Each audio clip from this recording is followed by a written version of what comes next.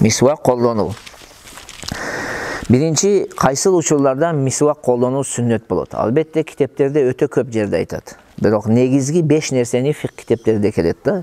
Көп, өтө көп жерде айтылат. Мисалы, Радул Мухтарда немелерде бир топ жерлерде айтат. Бирок основной корутунду кылып 5 нерсеге токтолобуз. Биринчиси, уйкудан жаңы турган кезибизде. Же уйкудан ойгондукта, күндүз уктайсыңбы, түндө уктайсыңбы, уйкудан ойгонгондон кийин эмне колдонуу жакшы экен? Miswak колдонуу. Экинчиси, тиш саргайган кезде miswak колдонуу керек. Үчүнчүсү, ооз жыттанган кезде, ооз уктап жыттанышы мүмкүн, же болбосо чеснок жешиң мүмкүн, пияз жешиң мүмкүн. Кыскасы айтор бир жаман жыты бар нерсени жегенден кийин ооз сасыйт да. Ошондон кийин miswak колдонуу не экен? Сүннөт болот. Анан daaratта daarat алганда miswak колдонуу сүннөт.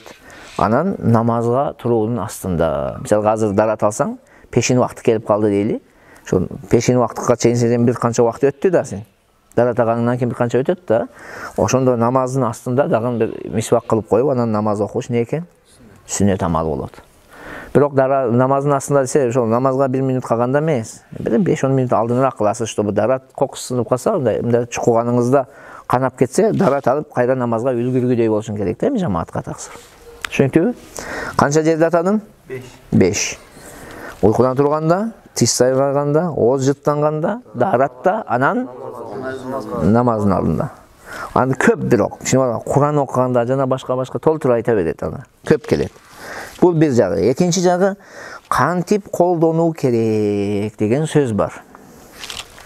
Кантип колдонуу керек. Барбы? Мынанычы. Кантип колдонуу керек. Радул Мухтар аттуу китеп бар, билесиңер.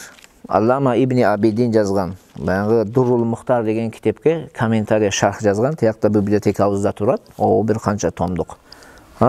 Ошол китепте айтат, мындай кылып кармап албагыла дейт. Мындай кылып кармап ала турган болсоң, эмне болот? Адам басур, башкача айтканда геморрой болушуна себеп болот дейт. Miswak колдонгон кезде мындай кылып албаш керек да. Кандай кармаш керексе, мындай кылып кармагыла дейт. Түшүндүңүздөр, ушундай кылып кармоо бул жакшы. Эң жакшы ыкмасы ушул экен. Түшүнүктүбү? Неметип албаш керек да мындай. Жөн эле кармап аласың го, ошондой кармап албаш керек. Бул бир. Экинчиси, кебилер miswak колдонуу десе эле оозуна салып алып, жанагы машина заводит болбогондо эски машиналарды бурай бересиң го, ручканы. Ошентип бурай берет да таксыр. Андай да эмес ал, андай да сүннөт аткарылбайт жакшы. Муну кадимкидей 3 жолу кыласыз. Мисалга алдыңыз, мисалы үстү жагын тазаладыңыз, анан не кыласыз? Оң жактан баштап тазалайсыз да. Анан астын тазалайсыз. Чайкаш керек. Анан кайра саласыз да, кайранан ручканы бурайсыз. Кайра жууп ошентип 3 жолу достор. Анан ошондо сүннөт болот. Салып алып кечке жанагы немени бурай бергенде бурай бербейсиң да, таксын заводит болбойсуз го машинелер.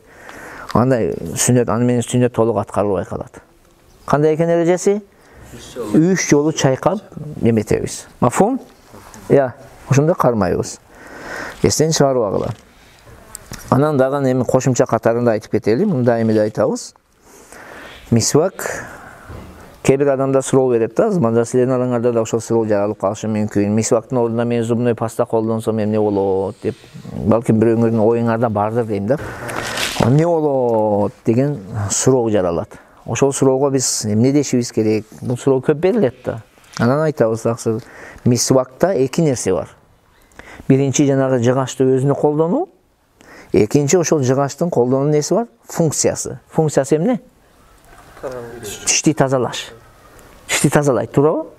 Эми биз зубной пастаны колдонсок, ошол экөөнүн бирини таштаган болобуз. Функция аткарылат. Тиш не болот?